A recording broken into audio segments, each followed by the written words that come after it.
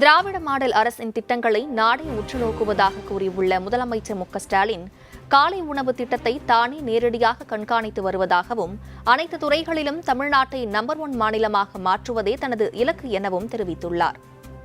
ஒரு திட்டம் மிக மிக சிறப்பானதா மற்ற மாநிலங்களுக்கும் அதை பார்த்து இன்றைக்கு அதை பின்பற்றுவாங்க.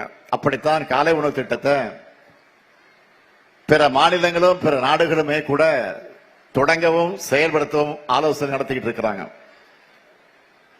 கனடா போன்ற வளர்ந்த நாடுகள்ல காலை உணவு திட்டத்தை அறிமுகப்படுத்தி இருக்கிறாங்க. மேலை நாடுகள்ல இது எல்லாத்துக்கும் ஹைலைட்டா நாட்டிலேயே எக்கனாமிக்ல டபுள் டிஜிட் வளர்ச்சி அடைஞ்சிருக்கிறோம். ஆக தமிழ்நாடு அந்த பெருமையை பெற்றிருக்கு. நான் சிஎமான நாள்ல இருந்து எனக்கு இருக்கிற ஒரே குறிக்கோள் தமிழ்நாடு எல்லா துறைகளையும் நம்பர் 1 மாநிலம் ஆகணும். தமிழ்நாட்டு மக்கள் எல்லா வகையிலும் முன்னேறணும்.